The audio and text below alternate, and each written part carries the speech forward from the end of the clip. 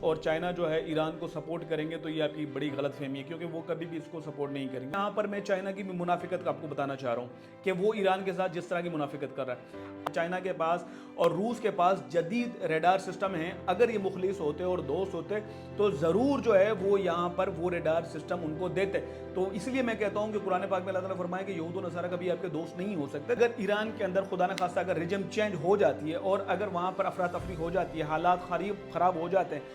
تو بھی جو پاکستان کا جو بلوچستان ہے وہ اس لپیٹے میں آ جائے گا۔ جو یہاں پر یعنی کہ جو پہلے ایک آگ چھوٹی سی تھی، آگ بڑی تھی نہیں، لیکن سرفراز بگٹی اور انور کاکڑ جیسے ظالم شخصوں نے وہ آگ پیدا کی، وہ فوراً سے اس کے لپیٹے میں آ جائے گا۔ یعنی کہ وہ آگ جل رہی ہے آلریڈی، لیکن وہ جو سیستان اس میں کام کرے گا فیول ڈالنے کا، یہ ڈیزل پیٹرول ڈالنے کا، گاسلٹ ڈالنے کا کام کرے گا، وہ آگ بھڑک اٹھے گی۔ اس کے بعد جو سمندری سطح ہے، اگر ایران میں رجیم چینج ہو جاتی ہے تو بارڈر ہمارے سمندر میں 3 لگتے ہیں، ایک ایران کا، عمان کا اور جو ہے بھارت کا۔ بھارت کا آلریڈی ہمارے کسی استعمال میں نہیں ہے کیونکہ وہ آلریڈی ہمارا دشمن ہے، اور جو ہے ایران کا وہ آلریڈی ہمارے لیے بند ہو جائے گا، اللہ نہ کرے۔ اور اس کے بعد عمان ہے، تو عمان کے جو اسٹریٹجک معاملات ہیں یا جو ڈیفنس معاہدے ہیں وہ آلریڈی اسرائیل کے ساتھ ہیں۔ السلام علیکم، آج کا ہمارا موضوع ہے امریکہ اسرائیل کا اچانک ایران پر حملہ، بلوچستان سے لے کے افغانستان کی سرحد پر اس کے کیا اثرات ہوں گے۔ آج ہم ان 2 موضوعات پہ بات کریں گے، اور اللہ تعالیٰ قرآن پاک میں فرما چکا ہے کہ یہود و نصارہ کبھی آپ کے دوست نہیں ہو سکتے، اور وہ کیسے نہیں ہو سکتے میں آپ کو بتاتا ہوں۔ دیکھیں، اگر ہمارے یہاں پر لوگوں کو بڑی ایک غلط فہمی ہے کہ اس وقت جو ہے روس اور چائنا جو ہے ایران کو سپورٹ کریں گے، تو یہ آپ کی بڑی غلط فہمی ہے، کیونکہ وہ کبھی بھی اس کو سپورٹ نہیں کریں گے۔ اس کی کچھ وجوہات ہیں، کیونکہ اس وقت روس جو ہے وہ اپنے اندرونی معاملات کے اندر اتنا زیادہ مصروف ہے اور اتنا زیادہ اس کو انگیج کیا گیا ہے اپنے علاقے کے اور اپنے خطے کے حساب سے، کہ وہ وہیں پر آج کل جو ہے مصروف ہے۔ تو اس کے لیے ان خطرات سے، ان چیزوں سے نمٹنا، وہاں سے نکلنا، وہ اس کے لیے آسان نہیں ہے سفید یونین کے ٹوٹنے کے بعد، ایک بات۔ اور دوسری بات، چائنا کبھی بھی کسی سے ڈائریکٹلی جنگ نہیں لڑتا۔ دیکھیں، چائنا کی جو پریکٹس ہے اور جو چائنا کی جو کارکردگی ہے، جو کردار ہے اس کا، وہ ہمیشہ کیا کرتا ہے، وہ شروع سے لے کے اپنی اکانومی کو مضبوط کرنا چاہتا ہے۔ اور کیونکہ امریکہ نے بھی 17ویں صدی کے آغاز میں یہی پالیسیاں کی تھی کہ سب سے پہلے اپنی اکانومی کو مضبوط کریں، اس کے بعد اتنی مضبوط ہو جائے پھر ہم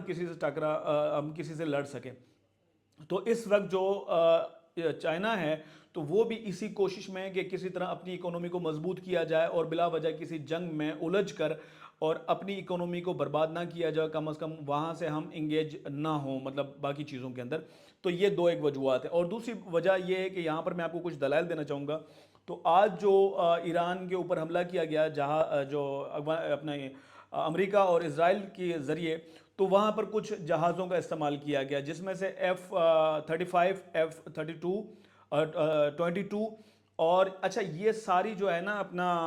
اسٹیل بمبار جتنے بھی جہاز، اس میں B-12 بھی تھا۔ اچھا، ان کا کردار یہ ہوتا ہے کہ یہ موسٹلی ریڈار پہ نہیں آتے، یہ بہت کم ریڈار پہ آتے ہیں۔ اچھا، اب یہ جو اسٹیل جتنی بھی ویپنز ہوتی ہیں، یہ کم از کم جو جتنی بھی ریڈارز ہوتی ہیں ان کو یہ جام کرتی ہیں۔ تو بیسیکلی تو جب یہ کسی ممالک پہ حملہ کرنے کی کوشش کرتے ہیں تو سب سے پہلے اس کے ریڈار کو جام کرتی ہیں۔ اچھا، اس وقت چائنا نے صرف ایک ایران کو ایک سسٹم دیا تھا، JY آئی تھنک 8B کے نام سے ایک ریڈار سسٹم دیا تھا کہ اچھا وہ ریڈار سسٹم یہ ہے کہ 400 سے لے کے 500 کے میٹر پہ جو ہے وہ ڈیٹیکٹ کر سکتا ہے۔ اب یہاں پر میں چائنا کی منافقت کا آپ کو بتانا چاہ رہا ہوں کہ وہ ایران کے ساتھ جس طرح کی منافقت کر رہا ہے۔ اب وہاں پر جو انہوں نے JY-8B کے نام سے جو انہوں نے ریڈار دیا، اچھا وہ ریڈار کیا ہے کہ 400 سے لے کے 800 کے درمیان اس کی فریکوینسی ہے کہ وہ ڈیٹیکٹ کر سکتا ہے، لیکن وہ جو یہ جو طیارے ہیں، یعنی کہ وہ لوکلز جو جہاز ہوتے ہیں، طیارے جنگی ہوتے ہیں، ان کو ڈیٹیکٹ کر سکتا ہے، لیکن وہ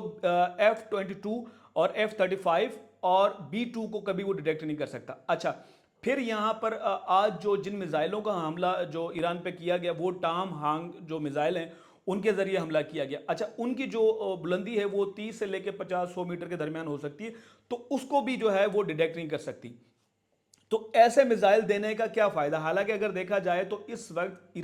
چائنا کے پاس اور روس کے پاس جدید ریڈار سسٹم ہیں، اگر یہ مخلص ہوتے اور دوست ہوتے تو ضرور جو ہے وہ یہاں پر وہ ریڈار سسٹم ان کو دیتے۔ تو اس لیے میں کہتا ہوں کہ قرآن پاک میں اللہ تعالیٰ فرمایا کہ یہود و نصارہ کبھی آپ کے دوست نہیں ہو سکتے۔ تو اب اچھا، پھر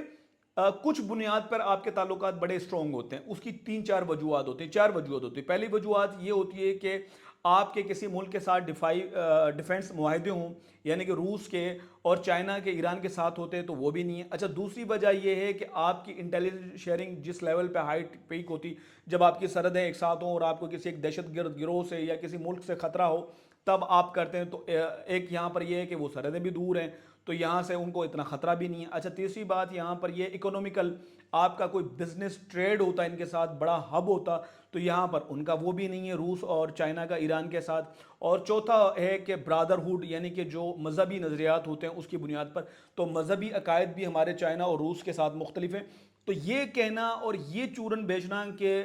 روس جو ہے یا چائنا جو ہے وہ کھل کر ایران کا ساتھ دیں گے، تو یہ بے وقوفوں کی اور احمقوں کی دنیا میں رہنے کے برابر ہے، یہ ممکن نہیں ہے کہ وہ ساتھ دیں گے۔ اچھا جیسے میں نے بتایا کہ اب روس کے پاس جو جدید ریڈار ہیں جو ان کو دینے چاہیے تھے، اگر دوستی ہوتی اور ثابت کرتے تو وہ ضرور دیتے۔ وہ نیمبو ایم ان کے پاس ایک ریڈار ہے، اس کے علاوہ پھر ان کے پاس 500 S-500 ہے، S-1 ہے، یہ روس کے پاس جدید ریڈار ہیں جو ان کو نہیں دیے گئے۔ اچھا اس کے بعد چائنا کے پاس JY-27A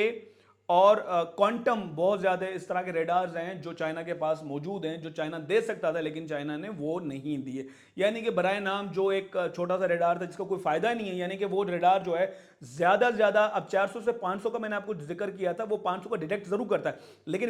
وہ جہاز ہیں جن کو وہ بالکل چھوٹے سے پوائنٹ پر لے کر آتا ہے، یعنی کہ آپ ان کو صحیح سے ڈیٹیکٹ نہیں کر پاتے، ایک پرندے کی مانند نظر آتے ہیں اس ریڈار کے اوپر، بہت چھوٹے سے نظر آتے ہیں، زیادہ بڑے نظر نہیں آتے ریڈار کے اوپر۔ تو یہ وہ ہے۔ اچھا پھر جب یہ قریب تر آ جاتے ہیں، یعنی کہ 150 میٹر تک آ جاتے ہیں، پھر تھوڑا بہت ویژن کلیئر ہوتا ہے، لیکن تب تک بہت دیر ہو چکی ہوتی ہے، کیونکہ اس کی رفتار جو ہے اصل میں، اب آپ کو ان جہازوں کی، جہاں سے آج یہ امریکہ پر ایران پر جو حملہ کیا گیا ہے، تو اچھا یہاں پر کچھ ممالک میں جو بیسز تھے، ان بیسز سے کیے کہ میں ان ممالک کے نام نہیں لوں گا، میرے خیال میں مناسب نہیں، وہ اسلامی ممالک ہیں۔ اچھا ان کے بیسز کو استعمال کیا گیا، اور پھر یہاں پر یہ جو میزائلیں جو لادی گئی ہیں آج، جو ایران کے اوپر جن میزائلوں سے حملہ کیا گیا تھا، ٹام ہانگ جو میزائل تھا جس سے حملہ کیا گیا، یہ اصل میں جو بحری جہاز تھے امریکہ کے اور آبدوز تھے ان کے ذریعے کیا گیا وہاں پر۔ اچھا یہاں سے اگر وہ، میں ملک کا نام نہیں لیتا، اگر وہ وہاں سے نکلتے، تقریباً کوئی 1300 کلومیٹر کا فاصلہ ہے ایران کا، جہاں سے یہ جہاز نکلتے ہیں اور جہاں سے یہ میزائلیں تیار ہوتی ہیں ایران کے اوپر۔ اب آپ یہ دیکھیں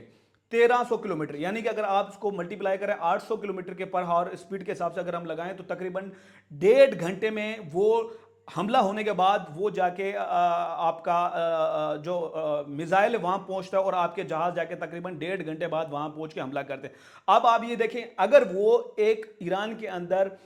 ٹاپ لیڈرشپ کو اگر اٹیک کرنا چاہ رہے ہیں، تو اس کا مطلب ہے 1.5 گھنٹے پہلے، یعنی کہ ان کو ایک پرفیکٹ انفارمیشن ہے اور پرفیکٹ ان کے پاس انٹیلیجنس موجود ہے کہ یہ لیڈران اس وقت یہاں ہوں گے۔ یہ جتنے بھی ماضی میں جنگ گزر چکی ایران کے اندر میں، سب کو آپ اٹھا کے اگر کیلکولیشن اس ڈائی میٹر میں لائیں گے تو آپ کو ساری بات خود بخود سمجھ آ جائے گی کس طرح یہ سارا کچھ ہوتا ہے۔ تو 1.5 گھنٹے تک، یعنی کہ یہ کسی طرح، یعنی کہ وہ انٹیلیجنس شیئرنگ، یعنی کہ ایران کے اپنے اندر سے ہو رہی ہے، وہاں سے وہ ساری چیزیں امریکہ کو پہنچ رہی ہیں، اسرائیل کو پہنچ رہی ہیں کہ اس وقت یہ لوگ یہاں پر ہوں گے اور یہ مقامات پہ ہوں گے، اور اگر وہ لوگ ادھر موو کر جاتے ہیں تو یعنی کہ وہ مارے جا سکتے ہیں۔ یعنی کہ 1.5 گھنٹے کا ٹائم، یعنی کہ 1.5 گھنٹے تک وہ لوگ اگر وہاں سے نہیں ہلتے اور ان کے ریڈار کو ڈیٹیکٹ بھی نہیں کرتے اور وہ آگے ان کو ہٹ کر جاتے، تو اس کا مطلب ہے کہ لوکل سطح پر ان کو انٹیلیجنس پرووائڈ کی جا رہی ہے ایران کے اپنے اندر سے۔ اور دیکھیں ایران کے اندر سے بہت زیادہ موساد کے لوگ یا ادھر ادھر کے وہ کافی انٹیلیجنس کے لوگ جو ہے وہ پکڑے گئے اور انہوں نے وہ کیا۔ اچھا یہ تو بات ہو گئی۔ اب ہم بات کرتے ہیں خطہ میں بلوچستان سے لے کے افغانستان کی سرحد تک اس کے کیا اثرات ہوں گے۔ دیکھیں اگر ایران کے اندر خدا نخواستہ اگر ریجم چینج ہو جاتی ہے اور اگر وہاں پر افراتفری ہو جاتی ہے، حالات خراب ہو جاتے ہیں، تو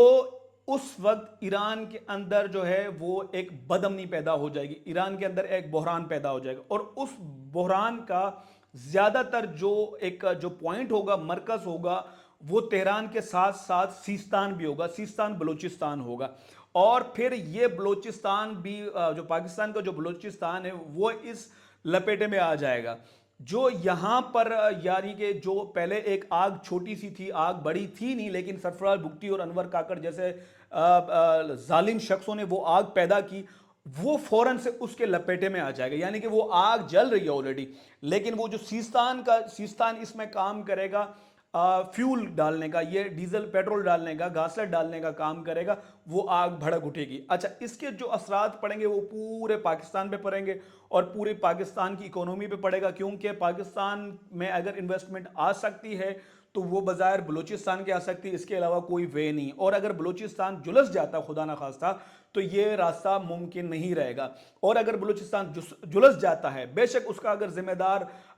जो है वो सीस्तान होगा, लेकिन उसके सबसे बड़े जिम्मेदार मैं कह रहा हूं कि क्योंकि अगर हमारे इंटरनल मामलात इतने ख़राब ना होते तो हमें बैरूनी दुश्मनों से इतना कभी ख़तरा नहीं होता। और हमारे अंदरूनी हालात ख़राब करने वाले ये दो नासूर हैं, ये दो जालिम हैं, ठीक है। तो इनकी वजह से सारी चीज़ें। अच्छा, फिर ये चीज़ें हमारी जो मैंने एक आपको लास्ट टाइम भी एक बात बताई थी, लेकिन मैं आपको फिर बता देता हूँ कि अफगानिस्तान के अंदर जो इस वक्त के जो हमारे हालात हैं, जो हमारी कशीदगी हैं, तो इस वक्त अब आपने देखा होगा कि अफगानिस्तान और ईरान करीब तर होते जा रहे हैं, तो वो इंपैक्ट भी अफगानिस्तान की तरफ से भी हमें पड़ेगा और यहां से भी हमें पड़ेगा। अब आगे जाके क्या सिचुएशन होती है वो गुफ्तगू लंबी है, उस पर हम बाद में बात करेंगे। लेकिन यहां पर यह है कि दोनों तरफ से हम जो है वहां पर हमारी कैपेकी की सरहद से लेके बलोचिस्तान की सरहद, हम दोनों तरफ से यहां पर वो एक घेराव में आ जाते हैं। उसके बाद जो समंदरी सतह है, अगर ईरान में रिजीम चेंज हो जाती है तो बॉर्डर हमारे समंदर में 3 लगते हैं, एक ईरान का, ओमान का और जो है भारत का। भारत का ऑलरेडी हमारे किसी इस्तेमाल में नहीं है क्योंकि वो ऑलरेडी हमारा दुश्मन है, और जो है ईरान का वो ऑलरेडी हमारे लिए बंद हो जाएगा, अल्लाह ना करे। और उसके बाद ओमान है, तो ओमान के जो स्ट्रेटेजिक मामलात हैं या जो डिफेंस मुआहदे हैं वो ऑलरेडी इसराइल के साथ हैं। तो इंशाल्लाह फिर मजीद इस गुफ्तगू कंटिन्यू करेंगे। अस्सलाम वालेकुम।